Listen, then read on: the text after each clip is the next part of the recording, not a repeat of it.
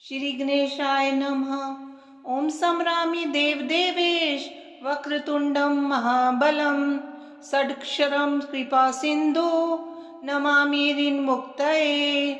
महागणपतिं देवं महासत्वं महाबलं महाविघ्नहरं सौम्यं नमामि ऋन्मुक्तये।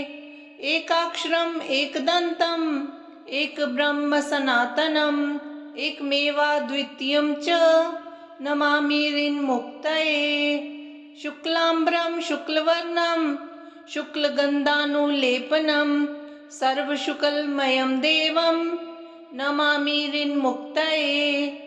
रक्ताम्बरं रक्तवर्णं रक्तगन्धानुलेपनं रक्तपुष्पे पूज्यमानं नमामि ऋन्मुक्तये।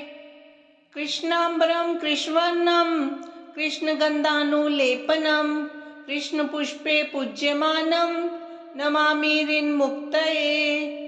पीताम्बरं पीतवर्णं पीतगन्धानुलेपनं पीतपुष्पे पूज्यमानं नमामि ऋन्मुक्तये। नीलाम्बरं नीलवर्णं नीलगन्धानुलेपनं नीलपुष्पे पूज्यमानं नमामि ऋन्मुक्तये। धूम्राम्बरं धूम्रवर्णं धूम्रगन्धानुलेपनं धूम्रपुष्पे पूज्यमानं नमामि ऋन्मुक्तये। सर्वाम्बरं सर्ववर्णं सर्वगन्धानुलेपनं सर्वपुष्पे पूज्यमानं नमामि ऋन्मुक्तये। भद्रजातं च रूपं च पाशाङ्कुशधरं शुभं सर्वविघ्नहरं देवं नमामि ऋन्मुक्तये। ओम संभ्रामि देवदेवेश वक्रतुंडं महाबलं षडक्षरं कृपा सिंधु नमामि ऋन्मुक्तये। महागणपतिं देवं महासत्वं महाबलं महाविघ्नहरं सौम्यं नमामि ऋन्मुक्तये। एकाक्षरम् एकदन्तम् एक ब्रह्म सनातनम् एकमेवाद्वितीयं च नमामि ऋन्मुक्तये। शुक्लाम्बरं शुक्लवर्णं शुक्लगन्धानुलेपनं सर्वशुक्लमयं देवं नमामि ऋन्मुक्तये। रक्ताम्बरं रक्तवर्णं रक्तगन्धानुलेपनं रक्तपुष्पे पूज्यमानं नमामि ऋन्मुक्तये। कृष्णाम्बरं कृष्णवर्णं कृष्णगन्धानुलेपनं कृष्णपुष्पे पूज्यमानं नमामि ऋन्मुक्तये। पीताम्बरं पीतवर्णं पीतगन्धानुलेपनं पीतपुष्पे पूज्यमानं नमामि ऋन्मुक्तये। नीलाम्बरं नीलवर्णं नीलगन्धानुलेपनं नीलपुष्पे पूज्यमानं नमामि ऋन्मुक्तये। धूम्राम्बरं धूम्रवर्णं धूम्रगन्धानुलेपनं धूम्रपुष्पे पूज्यमानं नमामि ऋन्मुक्तये। सर्वाम्बरं सर्ववर्णं सर्वगन्धानुलेपनं सर्वपुष्पे पूज्यमानं नमामि ऋन्मुक्तये। भद्रजातं च रूपं च पाशाङ्कुशधरं शुभं सर्वविघ्नहरं देवं नमामि ऋन्मुक्तये। ओम संभ्रामि देवदेवेश वक्रतुंडं महाबलं षडक्षरं कृपा सिंधु नमामि ऋन्मुक्तये। महागणपतिं देवं महासत्वं महाबलं महाविघ्नहरं सौम्यं नमामि ऋन्मुक्तये। एकाक्षरम् एकदन्तम् एक ब्रह्म सनातनम् एकमेवाद्वितीयं च नमामि ऋन्मुक्तये। शुक्लाम्बरं शुक्लवर्णं शुक्लगन्धानुलेपनं सर्वशुक्लमयं देवं नमामि ऋन्मुक्तये। रक्ताम्बरं रक्तवर्णं रक्तगन्धानुलेपनं रक्तपुष्पे पूज्यमानं नमामि ऋन्मुक्तये। कृष्णाम्बरं कृष्णवर्णं कृष्णगन्धानुलेपनं कृष्णपुष्पे पूज्यमानं नमामि ऋन्मुक्तये। पीताम्बरं पीतवर्णं पीतगन्धानुलेपनं पीतपुष्पे पूज्यमानं नमामि ऋन्मुक्तये। नीलाम्बरं नीलवर्णं नीलगन्धानुलेपनं नीलपुष्पे पूज्यमानं नमामि ऋन्मुक्तये। धूम्राम्बरं धूम्रवर्णं धूम्रगन्धानुलेपनं धूम्रपुष्पे पूज्यमानं नमामि ऋन्मुक्तये। सर्वाम्बरं सर्ववर्णं सर्वगन्धानुलेपनं सर्वपुष्पे पूज्यमानं नमामि ऋन्मुक्तये। भद्रजातं च रूपं च पाशाङ्कुशधरं शुभं सर्वविघ्नहरं देवं नमामि ऋन्मुक्तये। ॐ संरामि देवदेवेश वक्रतुण्डं महाबलं षडक्षरं कृपासिन्धु नमामि ऋन्मुक्तये। महागणपतिं देवं महासत्वं महाबलं महाविघ्नहरं सौम्यं नमामि ऋन्मुक्तये। एकाक्षरम् एकदन्तम् एकब्रह्म सनातनम् एकमेवाद्वितीयं च नमामि ऋन्मुक्तये। शुक्लाम्बरं शुक्लवर्णं शुक्लगन्धानुलेपनं सर्वशुक्लमयं देवं नमामि ऋन्मुक्तये। रक्ताम्बरं रक्तवर्णं रक्तगन्धानुलेपनं रक्तपुष्पे पूज्यमानं नमामि ऋन्मुक्तये। कृष्णाम्बरं कृष्णवर्णं कृष्णगन्धानुलेपनं कृष्णपुष्पे पूज्यमानं नमामि ऋन्मुक्तये। पीताम्बरं पीतवर्णं पीतगन्धानुलेपनं पीतपुष्पे पूज्यमानं नमामि ऋन्मुक्तये। नीलाम्बरं नीलवर्णं नीलगन्धानुलेपनं नीलपुष्पे पूज्यमानं नमामि ऋन्मुक्तये। धूम्राम्बरं धूम्रवर्णं धूम्रगन्धानुलेपनं धूम्रपुष्पे पूज्यमानं नमामि ऋन्मुक्तये। सर्वाम्बरं सर्ववर्णं सर्वगन्धानुलेपनं सर्वपुष्पे पूज्यमानं नमामि ऋन्मुक्तये।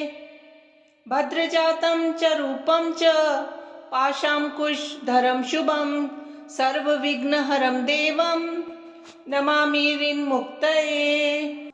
ॐ संरामि देवदेवेश वक्रतुण्डं महाबलं षडक्षरं कृपासिन्धु नमामि ऋन्मुक्तये।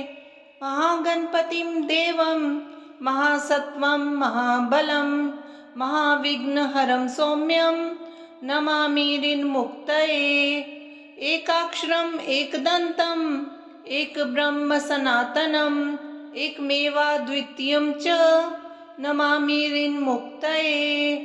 शुक्लाम्बरं शुक्लवर्णं शुक्लगन्धानुलेपनं सर्वशुक्लमयं देवं नमामि ऋन्मुक्तये।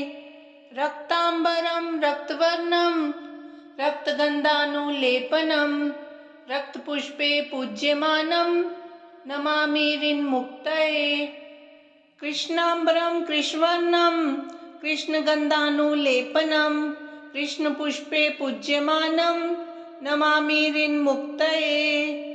पीताम्बरं पीतवर्णं पीतगन्धानुलेपनं पीतपुष्पे पूज्यमानं नमामि ऋन्मुक्तये।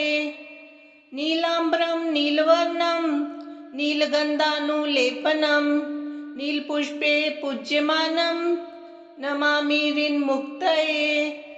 धूम्राम्बरं धूम्रवर्णं धूम्रगन्धानुलेपनं धूम्रपुष्पे पूज्यमानं नमामि ऋन्मुक्तये।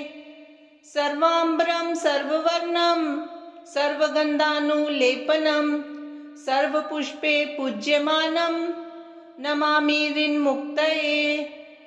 भद्रजातं च रूपं च पाशाङ्कुशधरं शुभं सर्वविघ्नहरं देवं नमामि ऋन्मुक्तये। ॐ संरामि देवदेवेश वक्रतुण्डं महाबलं षडक्षरं कृपासिन्धु नमामि ऋन्मुक्तये। महागणपतिं देवं महासत्वं महाबलं महाविघ्नहरं सौम्यं नमामि ऋन्मुक्तये। एकाक्षरम् एकदन्तम् एकब्रह्म सनातनम् एकमेवाद्वितीयं च नमामि ऋन्मुक्तये। शुक्लाम्बरं शुक्लवर्णं शुक्लगन्धानुलेपनं सर्वशुक्लमयं देवं नमामि ऋन्मुक्तये। रक्ताम्बरं रक्तवर्णं रक्तगन्धानुलेपनं रक्तपुष्पे पूज्यमानं नमामि ऋन्मुक्तये। कृष्णाम्बरं कृष्णवर्णं कृष्णगन्धानुलेपनं कृष्णपुष्पे पूज्यमानं नमामि ऋन्मुक्तये। पीताम्बरं पीतवर्णं पीतगन्धानुलेपनं पीतपुष्पे पूज्यमानं नमामि ऋन्मुक्तये। नीलाम्बरं नीलवर्णं नीलगन्धानुलेपनं नीलपुष्पे पूज्यमानं नमामि ऋन्मुक्तये। धूम्राम्बरं धूम्रवर्णं धूम्रगन्धानुलेपनं धूम्रपुष्पे पूज्यमानं नमामि ऋन्मुक्तये। सर्वाम्बरं सर्ववर्णं सर्वगन्धानुलेपनं सर्वपुष्पे पूज्यमानं नमामि ऋन्मुक्तये। भद्रजातं च रूपं च पाशाङ्कुशधरं शुभं सर्वविघ्नहरं देवं नमामि ऋन्मुक्तये। ॐ संरामि देवदेवेश वक्रतुण्डं महाबलं षडक्षरं कृपासिन्धु नमामि ऋन्मुक्तये। महागणपतिं देवं महासत्वं महाबलं महाविघ्नहरं सौम्यं नमामि ऋन्मुक्तये। एकाक्षरम् एकदन्तम् एकब्रह्म सनातनम् एकमेवाद्वितीयं च नमामि ऋन्मुक्तये। शुक्लाम्बरं शुक्लवर्णं शुक्लगन्धानुलेपनं सर्वशुक्लमयं देवं नमामि ऋन्मुक्तये। रक्ताम्बरं रक्तवर्णं रक्तगन्धानुलेपनं रक्तपुष्पे पूज्यमानं नमामि ऋन्मुक्तये। कृष्णाम्बरं कृष्णवर्णं कृष्णगन्धानुलेपनं कृष्णपुष्पे पूज्यमानं नमामि ऋन्मुक्तये। पीताम्बरं पीतवर्णं पीतगन्धानुलेपनं पीतपुष्पे पूज्यमानं नमामि ऋन्मुक्तये। नीलाम्बरं नीलवर्णं नीलगन्धानुलेपनं नीलपुष्पे पूज्यमानं नमामि ऋन्मुक्तये। धूम्राम्बरं धूम्रवर्णं धूम्रगन्धानुलेपनं धूम्रपुष्पे पूज्यमानं नमामि ऋन्मुक्तये। सर्वाम्बरं सर्ववर्णं सर्वगन्धानुलेपनं सर्वपुष्पे पूज्यमानं नमामि ऋन्मुक्तये। भद्रजातं च रूपं च पाशाङ्कुशधरं शुभं सर्वविघ्नहरं देवं नमामि ऋन्मुक्तये। ॐ संरामि देवदेवेश वक्रतुण्डं महाबलं षडक्षरं कृपासिन्धु नमामि ऋन्मुक्तये। महागणपतिं देवं महासत्वं महाबलं महाविघ्नहरं सौम्यं नमामि ऋन्मुक्तये। एकाक्षरम् एकदन्तम् एकब्रह्म सनातनम् एकमेवाद्वितीयं च नमामि ऋन्मुक्तये। शुक्लाम्बरं शुक्लवर्णं शुक्लगन्धानुलेपनं सर्वशुक्लमयं देवं नमामि ऋन्मुक्तये। रक्ताम्बरं रक्तवर्णं रक्तगन्धानुलेपनं रक्तपुष्पे पूज्यमानं नमामि ऋन्मुक्तये। कृष्णाम्बरं कृष्णवर्णं कृष्णगन्धानुलेपनं कृष्णपुष्पे पूज्यमानं नमामि ऋन्मुक्तये। पीताम्बरं पीतवर्णं पीतगन्धानुलेपनं पीतपुष्पे पूज्यमानं नमामि ऋन्मुक्तये। नीलाम्बरं नीलवर्णं नीलगन्धानुलेपनं नीलपुष्पे पूज्यमानं नमामि ऋन्मुक्तये। धूम्राम्बरं धूम्रवर्णं धूम्रगन्धानुलेपनं धूम्रपुष्पे पूज्यमानं नमामि ऋन्मुक्तये। सर्वाम्बरं सर्ववर्णं सर्वगन्धानुलेपनं सर्वपुष्पे पूज्यमानं नमामि ऋन्मुक्तये। भद्रजातं च रूपं च पाशाङ्कुशधरं शुभं सर्वविघ्नहरं देवं नमामि ऋन्मुक्तये। ॐ संरामि देवदेवेश वक्रतुण्डं महाबलं षडक्षरं कृपासिन्धु नमामि ऋन्मुक्तये। महागणपतिं देवं महासत्त्वं महाबलं महाविघ्नहरं सौम्यं नमामि ऋन्मुक्तये। एकाक्षरम् एकदन्तम् एकब्रह्म सनातनम् एकमेवाद्वितीयं च नमामि ऋन्मुक्तये। शुक्लाम्बरं शुक्लवर्णं शुक्लगन्धानुलेपनं सर्वशुक्लमयं देवं नमामि ऋन्मुक्तये। रक्ताम्बरं रक्तवर्णं रक्तगन्धानुलेपनं रक्तपुष्पे पूज्यमानं नमामि ऋन्मुक्तये। कृष्णाम्बरं कृष्णवर्णं कृष्णगन्धानुलेपनं कृष्णपुष्पे पूज्यमानं नमामि ऋन्मुक्तये। पीताम्बरं पीतवर्णं पीतगन्धानुलेपनं पीतपुष्पे पूज्यमानं नमामि ऋन्मुक्तये। नीलाम्बरं नीलवर्णं नीलगन्धानुलेपनं नीलपुष्पे पूज्यमानं नमामि ऋन्मुक्तये। धूम्राम्बरं धूम्रवर्णं धूम्रगन्धानुलेपनं धूम्रपुष्पे पूज्यमानं नमामि ऋन्मुक्तये। सर्वाम्बरं सर्ववर्णं सर्वगन्धानुलेपनं सर्वपुष्पे पूज्यमानं नमामि ऋन्मुक्तये। भद्रजातं च रूपं च पाशाङ्कुशधरं शुभं सर्वविघ्नहरं देवं नमामि ऋन्मुक्तये। ॐ संरामि देवदेवेश वक्रतुण्डं महाबलं षडक्षरं कृपासिन्धु नमामि ऋन्मुक्तये।